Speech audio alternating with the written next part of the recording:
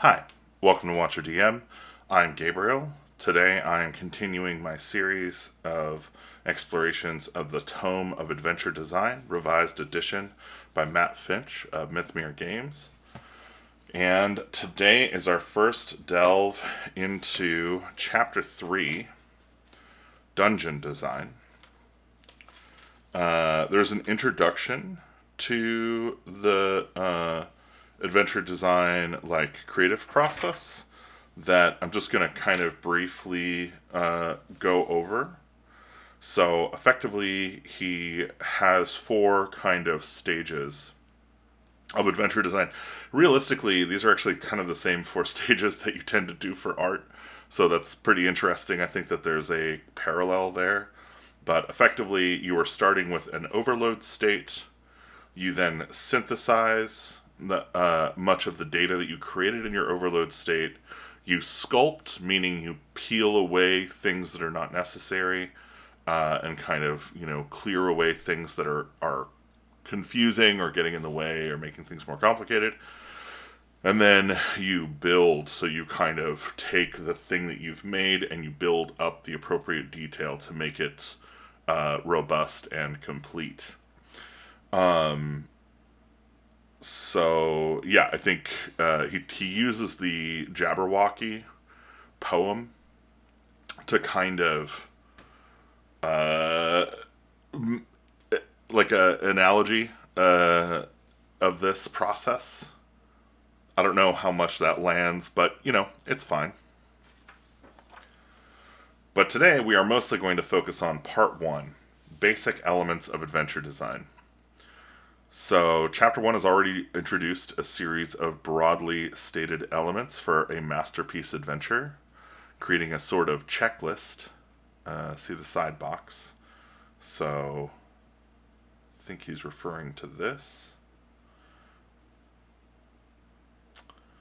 Um, this section, down here all the way in Book 3, is about how to build. Now, what's interesting here is he's referring to Book 3, but I think this is just Chapter 3, right? So, this is how to build, not what to end up with. So it is a different set of factors. The Book 3 approach reflects the fact that all elements described in Book 1 are actually, in practice, all mixed up together when it comes to creating them. They only resolve themselves into a nice, neat categories once the process is finished and the results are polished up. So, we have a section here that is the elements of the adventure, Book 1 approach. And then the Book 3 approach is the time element, the motivational element, the information element, the tactical element, the monstrous element, and the miscellaneous. Oh, movement element and miscellaneous element. I may have missed some in there. Anyway. So, overview of basic adventure elements. And we're just going to go ahead and use this basic elements of adventure design and just roll some of these up and see what we get. But I'm not going to do that if I don't have any dice. And I forgot to bring my dice over. Fortunately for me, at Watcher DM HQ, there is always some dice sitting around. So let's start with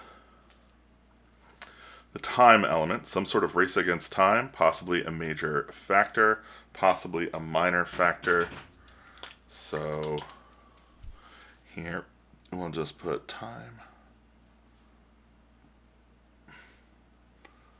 element. And we're going to roll. And we got a 31.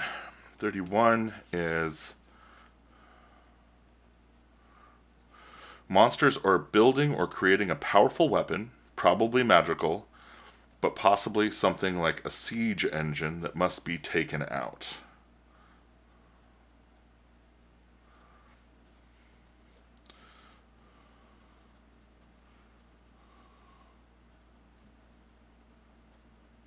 Okay.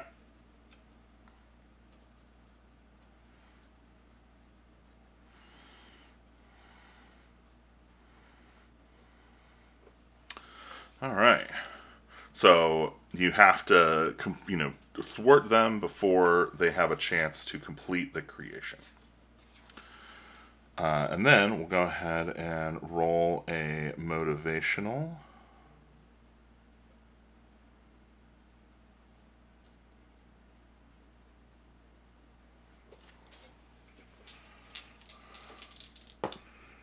$37.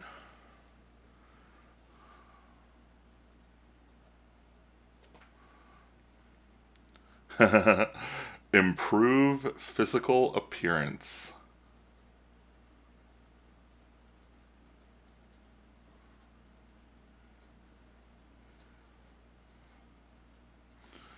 I don't know how effective that would be as a motivation for PCs. Maybe it is, but I do like the inverse of it. So we're going to say 73. Remove a curse. It's interesting that many times the motivation is gonna, like, the best motivations are gonna be the ones that you kind of have to take to remove a negative thing that has occurred. It's not necessarily always a positive. That's a little bit, it's a little bit unfortunate. And then we will roll up. I guess so. This section here, the information element. A good adventure begins with snippets of information the players can use.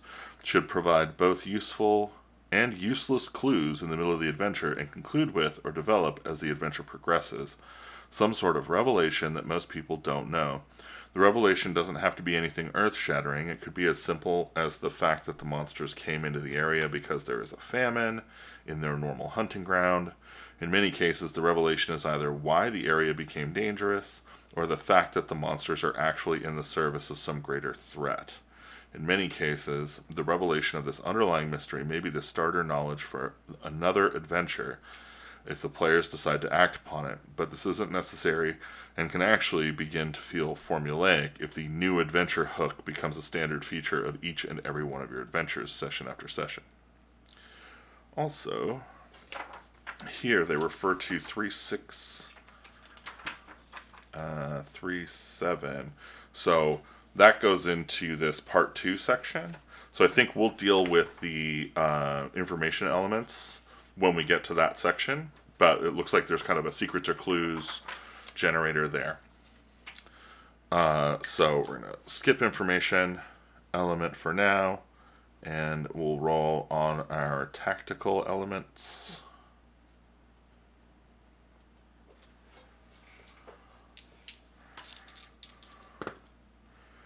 $39. And 39 is what? Fish out?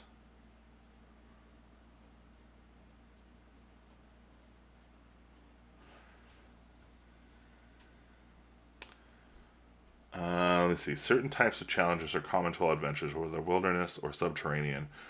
The table below can be used for minor challenges, similar to solving a trap or trick, but they can also be used to get ideas for the sorts of larger challenges that define a mission. Interesting.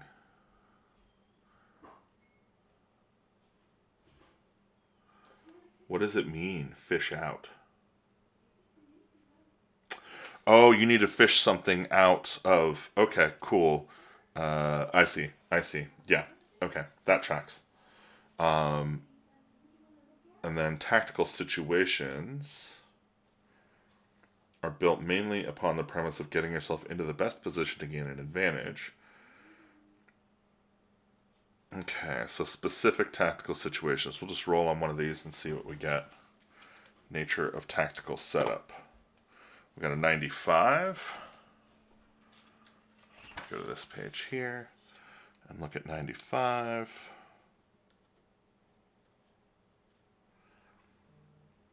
Areas where vision is unreliable. Areas of darkness, mist, magical blindness, magic masks with no eye holes, hallucinations, and illusions are all examples. So, I'm just going to say vision unreliable. Interesting. All right, so then it talks about the monstrous element, and we have already gone over the monster section of the book, so you can go see the videos for that. I covered it in pretty great detail. And then the movement element is about designing the map. Creating a good map is one of the most important features of designing an adventure because the map is effectively the game board for all tactical movement in the game. Always return to the fundamental question, does this map work as a game board? Because this ultimately is the measure of a map. It is the way it will be tested and the way in which the players will interact with it. So they have some tips here on map design. Can't claim credit for all these tips. I've received many of them from other people. A map should not be a linear pathway through the adventure. As with all things in an adventure, the key is to provide meaningful decisions for the players to make.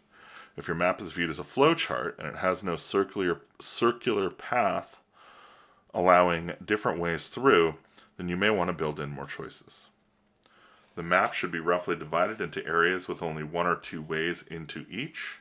This gives the players the psychological reward of getting into a new area, and it also means that as the game board, you have created a choke point for tactical movement.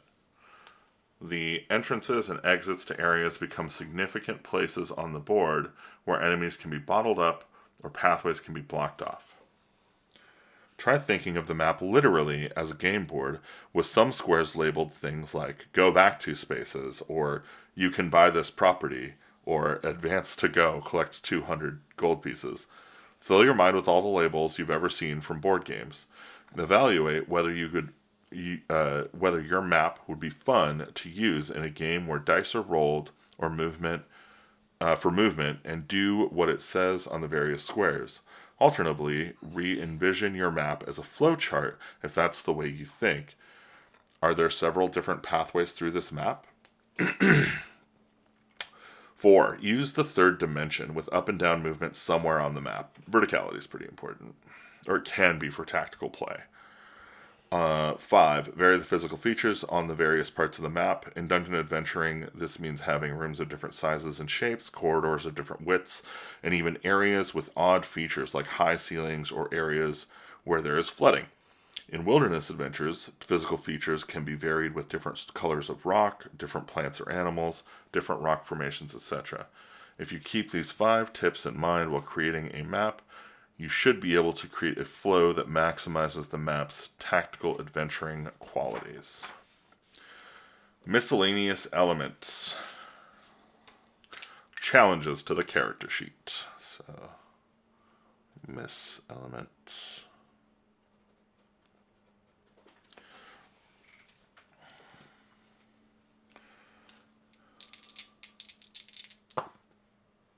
We got a 7.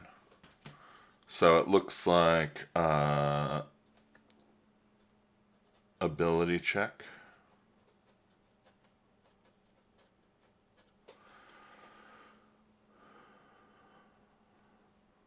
The situation requires the player to roll a d20 and score equal to or lower than his character's appropriate ability score. Also worth noting that this is done differently in different systems. So an ability check in old school D&D is different than in 5e. Avoid using ability checks when a situation isn't high tension or difficult.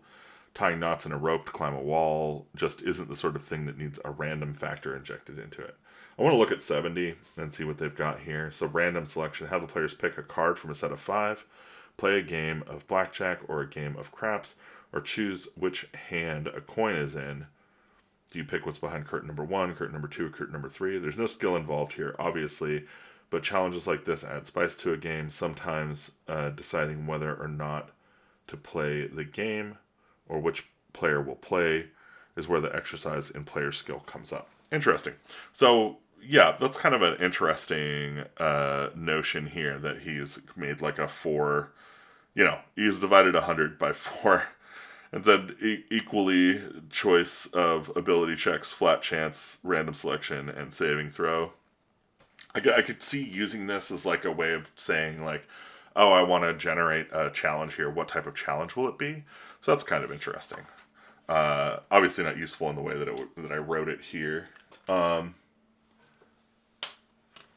yeah, I think that covers part one of the dungeon design chapter 3 of the book. I hope you enjoyed it. If you like these videos, click like and subscribe. Otherwise, if you want to support Watcher DM, you can go to watcherdm.com or go join our Patreon, where we produce some unique stuff over there. And yeah, thanks so much for playing.